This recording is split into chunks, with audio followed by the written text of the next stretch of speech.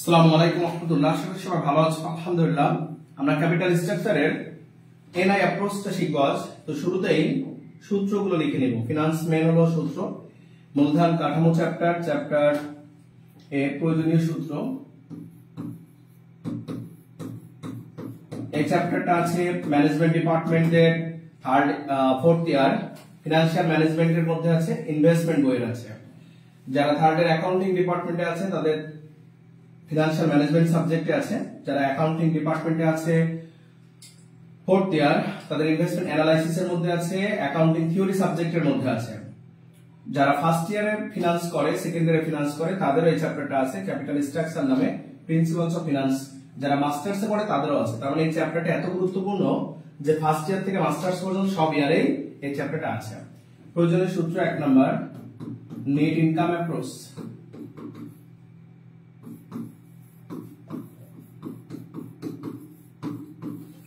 তাহলে net income approach bracket NI approach. এটা চেনার উপায় হলো,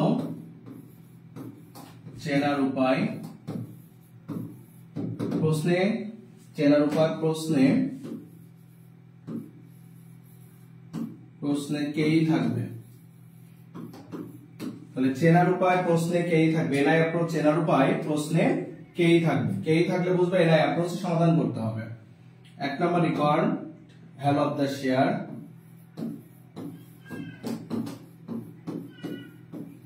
ভ্যালু অফ দ্য শেয়ার কে এস দিয়ে প্রকাশ করা হয়।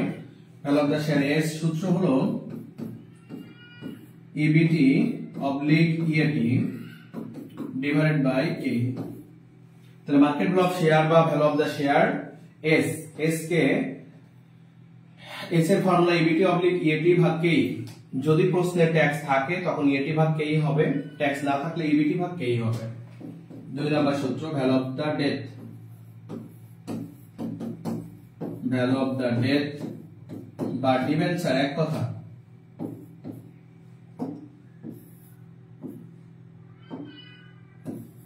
Value of the debt oblique debenture. Value of the debt oblique debenture কে বি দিয়ে প্রকাশ করা হয়। Formula interest divided by KD. Interest divided by KD. Value of the debt বা debenture B, interest divided by KD. Total value of the firm V. Total value of the firm, total value of the farm K V দিয়ে প্রকাশ করা হয়। V এর ফর্মুলাটা হচ্ছে S plus V. খুব important chapter এটা, 14 মার্কের অঙ্ক আসবে এখান থেকে। Total value of the firm V সূত্র এস প্লাস ভি। 4 নম্বর overall cost of capital.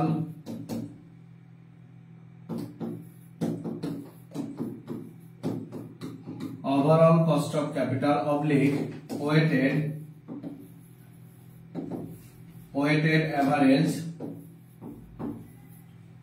Average cost of capital.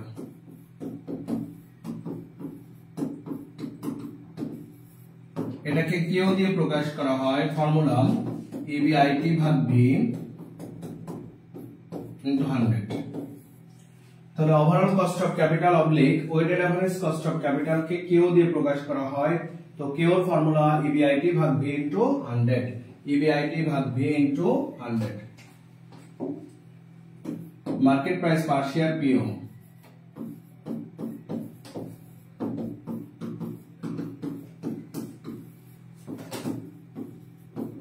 Market price per share কে পিও বলা হয়। তাহলে পিও এর ফর্মুলা হচ্ছে market price per share PO S ভাগ নাম্বার অফ শেয়ার। এস মানে মোট শেয়ারের মূল্য, তাকে নাম্বার অফ শেয়ার দিয়ে ভাগ করলে পিও পাওয়া যায়। 6 নাম্বার আর্নিং পার শেয়ার ইপিএস। আর্নিং পার শেয়ার ইপিএস। ইপিএস সূত্র ইবিটি অবলিক ইএটি অবলিক ইএসসিএস ভাগ নাম্বার অফ শেয়ার। এটা সকল অ্যাপ্রোচেই একই। এই 5 নাম্বার 6 নাম্বার সূত্র সকল অ্যাপ্রোচেই একই। Price earning ratio.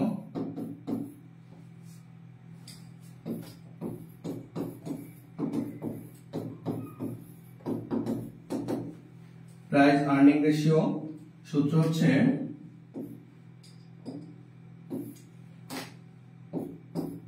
Pure divided by EPS into 100 price earning ratio PO divided by EPS into 100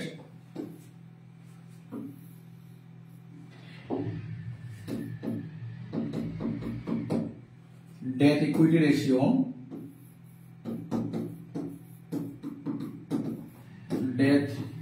ratio formula B ভাগ S ফর্মুলাটা হচ্ছে B ভাগ S debt equity ratio formula B ভাগ S এনআই অ্যাপ্রোচে এই রিকোয়ারমেন্ট গুলো থাকতে পারে, সর্বোচ্চ এই 8টা রিকোয়ারমেন্ট থাকতে পারে।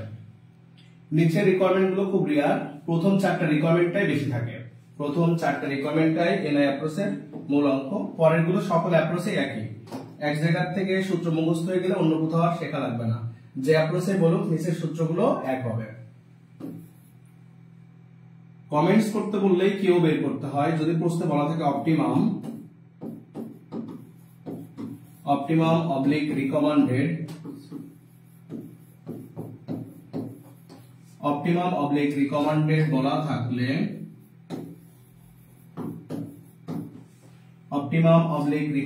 বলা থাকলে কেউ নির্ণয় করতে হবে।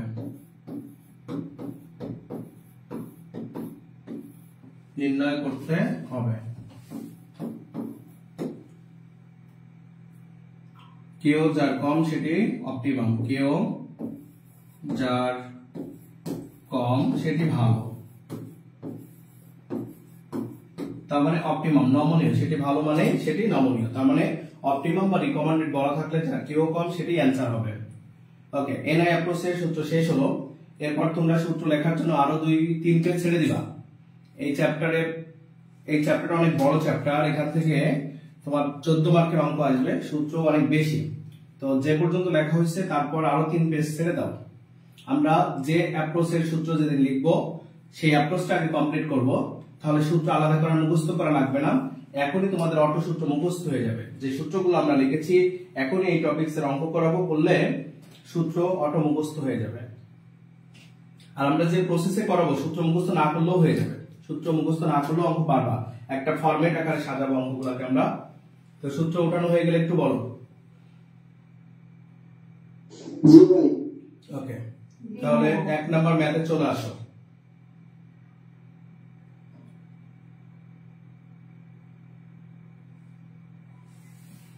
প্রবলেম 1 শুরুতেই বলা হচ্ছে you are supplied the following information of Akib limited, খুব ইম্পর্টেন্ট একটা ম্যাথ এটি।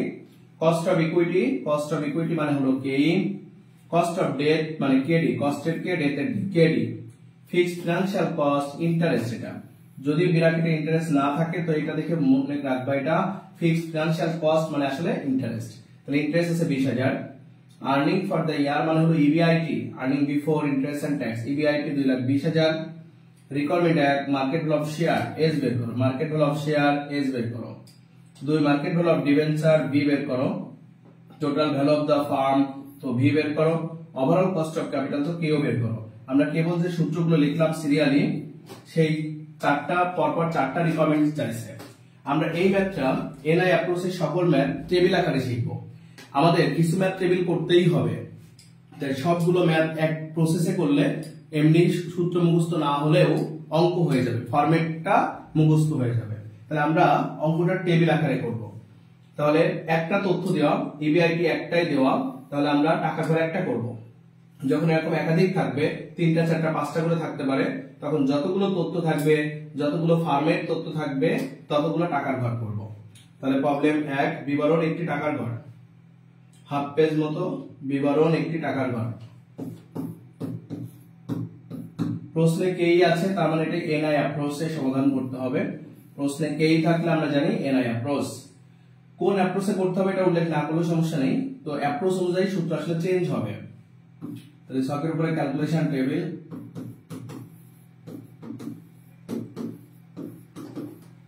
অ্যাকাউন্টস টাইটেল টাকা, শুরু হবে এভাবে, ইবিআইটি দিয়ে শুরু করব। একটা অঙ্ক কমপ্লিট করলে বিষয়টা ক্লিয়ার বুঝতে পারবা। আমাদের সূত্রের প্রয়োজনে যা যা দরকার আমরা আগে বের করে নেব, তারপরে মূল রিকোয়ারমেন্টে যাব। তাহলে EBIT earning before interest and tax, EBIT দেওয়া আছে 2,20,000। ইবিআইটি থেকে বাদ যায় মাইনাস ইন্টারেস্ট, তাহলে ইন্টারেস্টটা বলেছে 20,000, ইবিআইটি মাইনাস ইন্টারেস্ট, তো ইন্টারেস্ট বলেছে 20,000, তাহলে 2 লাখ। তাহলে ইবিআইটি থেকে ইন্টারেস্ট বাদ দিলে পাই EBT earning before tax, EBT. অঙ্কে যদি ট্যাক্স থাকে ইবিটি থেকে ট্যাক্স বাদ যায়, টোটাল অঙ্ক করেছি কোথাও ট্যাক্স নেই, তাহলে ইবিটি পর্যন্তই শেষ। তাহলে ইবিটি আমাদের টার্গেট এস বের করা, market value of share S বের করা, তাহলে ইবিটি ভাগ কে, আমরা এস এর সূত্র জানি ইবিটি ভাগ কে, এই কেটা লিখে নেব 15% এর 0.15, পার্সেন্ট ভাঙার নিয়ম তো সবাই জানো, 15 ভাগ 100, পার্সেন্ট মানে ভাগ 100 করলে আসে 0.15। আমাদের target fixed, requirement 1 market value of share বের করব, market value of share S এর ফর্মুলা ইবিটি ভাগ কে, এই এস বের করব বিধায় উপরে এই তথ্যগুলো সব বের করলাম। তাহলে আমাদের সূত্র তো market value of share S এর ফর্মুলা, যদি ট্যাক্স না থাকে ইবিটি ভাগ কে, ইবিটি প্রয়োজন তাই আমরা বের করে নিলাম। তাহলে ফরম্যাটটা হলো এমন, ইবিআইটি থেকে ইন্টারেস্ট বাদ দিব, পাবো ইবিটি আর্নিং বিফোর ট্যাক্স, আমাদের এস এর ফর্মুলা ইবিটি ভাগ কে, তাই কেটা লিখে নিলাম। এখন আমাদের এস বের করার সূত্র ইবিটি ভাগ কে, এই কারণে ইবিটি বের করেছি, এই কারণে কেটা লিখে নিয়েছি। তাহলে 2 লাখ ভাগ 0.15 দাও, 13,33,333। তাহলে market value of share S এর অ্যানসার পেয়ে গেছি আমরা, ইবিটি হলো 2 লাখ ভাগ 0.15, রেজাল্ট 13,33,333। না বুঝলে প্রশ্ন করবা। এখন আমাদের রিকোয়ারমেন্ট 2 এস আইছে market value of debenture B, তাহলে বি এর ফর্মুলা ইন্টারেস্ট ভাগ, বি এর formula interest divided by K D, তাহলে ইন্টারেস্ট হাফের মধ্যে আছে অলরেডি, তাহলে শুধুমাত্র কেডিটা লিখবো, কেডি কস্ট অফ ডেট 10% বলেছে, প্রশ্নের তথ্যগুলো আরেকবার দেখে নাও। এই যে cost of debt 10%, cost of equity 15% ছিল, ইন্টারেস্ট 20,000 আর আর্নিং ফর দ্য ইয়ার ছিল 2,20,000। Requirement 1 S, requirement 2 market value of debenture B, value of the firm V and K O, overall cost of capital K O. তাহলে এখন আমরা বের করব B, B এর formula জানি ইন্টারেস্ট ভাগ কেডি, তাই কেডিটা লিখে দিচ্ছি 10% মানে 0.10। এবার আমাদের record 2 value market value of debt B, সূত্র জানি ইন্টারেস্ট ডিভাইডেড বাই কেডি। তাহলে ইন্টারেস্ট শুরুতে আছে, ইন্টারেস্ট শুরুতে আছে 20,000, 20,000 কে ভাগ দেব 0.10 দিয়ে, তাহলে রেজাল্ট আছে 2 লাখ, রেজাল্ট 2 লাখ। তাহলে market value of debenture B পেয়ে গেছি 2 lakh, market value of debenture B তো 2 লাখ। এখন আমাদের দরকার value of the firm, value of the firm মানে হচ্ছে ভি, সূত্র এস প্লাস বি, তাহলে এস 13 লাখ আর বি হচ্ছে 2 লাখ, তাহলে 15,33,333। আমরা পেয়ে গেছি value of the firm V, সূত্র এস প্লাস বি, তাহলে এস ও বের করা আছে, বি ও বের করা আছে, জাস্ট মান বসেছি, অ্যানসার চলে আসছে। রিকোয়ারমেন্ট 4 এ বলেছে ওভারঅল কস্ট অফ ক্যাপিটাল কেও বের করো, তাহলে কেও এর ফর্মুলা ইবিআইটি ভাগ ভি, ইবিআইটি ভাগ ভি ইনটু 100, তাহলে ইবিআইটি ভাগ ভি ইনটু 100, ইবিআইটি আছে আমাদের শুরুর লাইনে 2,20,000 আর ভি আছে শেষ লাইনে, তাহলে 2,20,000 ভাগ 15,33,333, রেজাল্ট আসবে 14.35%। এই যে অঙ্কটা এতবার করায় যে অ্যানসার গুলো মুখস্থ হয়ে গেছে, এটা হুবহু আসে অঙ্কটা। গতবার এমবিএ তে অঙ্কটা হুবহু 10 মার্কের জন্য ছিল, এইটুকু অঙ্ক এমবিএ তে 10 মার্কের জন্য দিয়েছিল।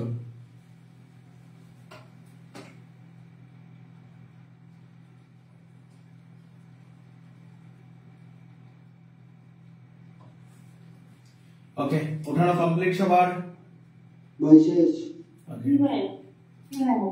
আমরা এখন আরো অঙ্ক করব, দেখবে এই ফরম্যাট মুখস্থ হয়ে যাবে। মানে সূত্র যেভাবে লিখলাম ওইভাবে অঙ্ক না করে আমরা এই ফরম্যাট আকারে শিখি, কারণ যখন একাধিক তথ্য থাকবে এইভাবে করতেই হবে। এই জন্য এটা অন্যভাবেও করতে পারতাম, ডাইরেক্ট সূত্র পাশাপাশি লিখেও করতে পারতাম, কিন্তু আমরা ওই টেবিল আকারে শিখলাম এই কারণেই যাতে প্রত্যেকটা অঙ্ক এই ফরম্যাটে আনতে পারি। আমরা 6 নম্বরে চলে আসবো, এক যেমন 6 তেমন, সরাসরি প্রবলেম 6 এ চলে আসবো। এই ফরম্যাটটা এখনই তোমাদের মুখস্থ হয়ে যাবে। assume no taxes and given the earning before interest and tax, EBIT, interest I at 10%, interest rate কে বলা হয় KD, তাহলে এটা KD এর মান 10%, equity capitalization at KE below, calculate total market value of each firm, তাহলে value of the firm V চাইছে, সূত্র জানা আছে S plus B, তাহলে V বের করতে হলো দুটোই লাগবে, S ও লাগবে B ও লাগবে। ফার্মস আছে এবার 4টা, টাকার ঘর 4টা করব, EBIT দেওয়া আছে 4টা, ইন্টারেস্ট দেওয়া আছে 4টা, আমরা কেবল যে ম্যাথটা করলাম সেম ম্যাথ, KE দেওয়া আছে 4টা। রিকোয়ারমেন্ট বলছে also determine the weighted average cost of capital, মানে কেও বের করো, তাহলে ভি করতে গেলে SB লাগবে আর কেও, তাহলে সবই লাগবে, কেবল যা করলাম সেম, শুধু টাকার ফিগার গুলো ভিন্নতা, আর 4 বার করতে হবে। ছককাটো বিবরণ 4টি টাকার ঘর, বিবরণ 4টি টাকার ঘর। তাহলে প্রবলেম 6,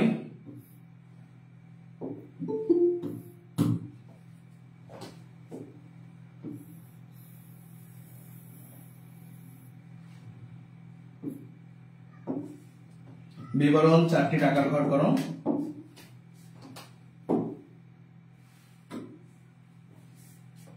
প্রবলেম 6 এর জন্য টাকার ঘর হবে 4টা, বিবরণ 4টা টাকার ঘর।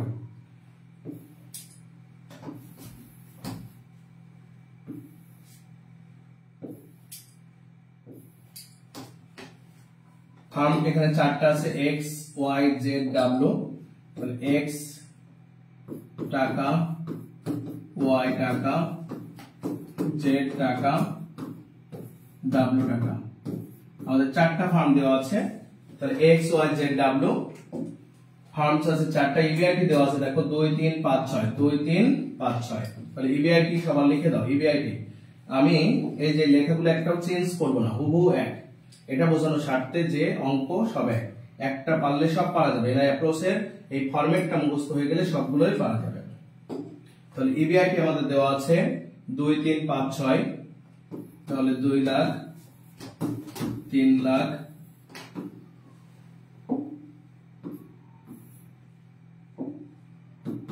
3 লাখ, 5 লাখ এন্ড 6 লাখ। EBIT থেকে বাদ যায় মাইনাস ইন্টারেস্ট, EBIT থেকে বাদ যাবে বিয়োগ ইন্টারেস্ট। এই ইন্টারেস্ট এই যে প্রশ্নে দেওয়া আছে 20 60 2 লাখ 2 লাখ 40, 20 60 20,000 60,000 2 লাখ 2 লাখ 40, তাহলে EBIT থেকে ইন্টারেস্ট বাদ দিলে পাওয়া যায় EBT, EBIT থেকে ইন্টারেস্ট বাদ দিলে পাই আমরা EBT, তাহলে 1,80,000 2 লাখ 40,000 3 লাখ 60,000, তাহলে EBIT থেকে ইন্টারেস্ট বাদ দিলে হয় EBT, আর্নিং বিফোর ট্যাক্স। অঙ্কে ট্যাক্স থাকলে ট্যাক্সটা বাদ দিতাম, ট্যাক্স নেই, তাহলে EBT পর্যন্তই শেষ। রিকোয়ারমেন্ট বলেছে value of the firm V বের করো, রিকোয়ারমেন্ট 1 দিয়ে আমরা ভি বের করব, ভির ফর্মুলা S প্লাস B, তো S প্লাস B ভি বের করতে হলে তাহলে আমাদের এই S দরকার, এই B দরকার, তাহলে ফার্স্ট টাইম S বের করব, সূত্র EBT ভাগ KE, তাহলে KE টা লিখে নেব, EBT বের করলাম, KE প্রশ্ন দেখে উঠাই নিব, তাহলে KE হচ্ছে 12 16 15 18, 12 16 15 18, 12% মানে 0.12 16 15 18, পার্সেন্ট ভাঙার নিয়ম হলো ভাগ 100, পার্সেন্ট ভাঙানোর নিয়ম ভাগ 100, তাহলে EBT ভাগ KE করলে S পেয়ে যাবো। তাহলে market value of share S এর ফর্মুলা EBT ভাগ KE, তাহলে EBT আছে 1,80,000 ভাগ KE 0.12, তাহলে এটা হবে 1,80,000 ভাগ 0.12 15 লাখ, 2,40,000 ভাগ 0.16 এটিও 15 লাখ, 3 লাখ ভাগ 0.15 এটি 20 লাখ, 3,60,000 ভাগ 0.18 এটিও 20 লাখ। তাহলে আমরা S পেয়ে গেছি, market value of share S, market value of share S পেয়ে গেছি। ওকে, উঠায় নাও S পর্যন্ত, আগে market value of share S পর্যন্ত কমপ্লিট করো।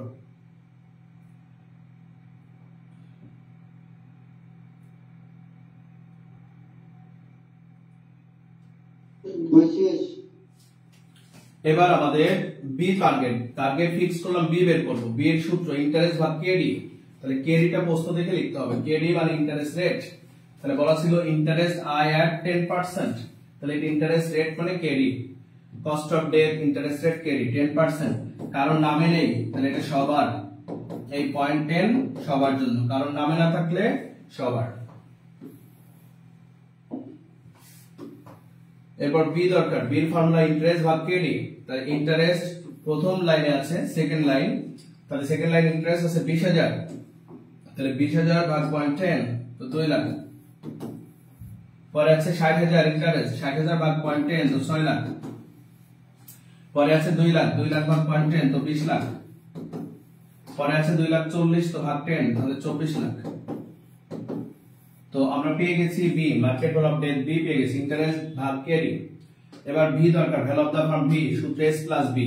তাহলে এস এই কারণেই বের করলাম, বি এই কারণেই বের করলাম, তাহলে এস আর বি যোগ করব তো ভি পেয়ে যাব। 15 2 17 লাখ, 15 6 21 লাখ, 20 20 তো 40 লাখ, 20 24 তো 44 লাখ। আমরা পেয়ে গেছি value of the firm V. এরপরে টার্গেট কেও বের করা, ওভারঅল কস্ট অফ ক্যাপিটাল কেও সূত্র ইবিআইটি ভাগ ভি ইনটু 100। ইবিআইটি শুরুর লাইনে আছে আর ভি শেষ লাইনে আছে, তাহলে ইবিআইটি ভাগ ভি ইনটু 100। ইবিআইটি আছে শুরুর লাইনে আর ভি আছে শেষ লাইনে, একটু ভাগ করে দেব। তাহলে ইবিআইটি 2 লাখ ভাগ 17 লাখ, এরপর হবে 3 লাখ ভাগ 21 লাখ। ওকে, প্রত্যেকটা অ্যানসার বের করে একবার বললাম।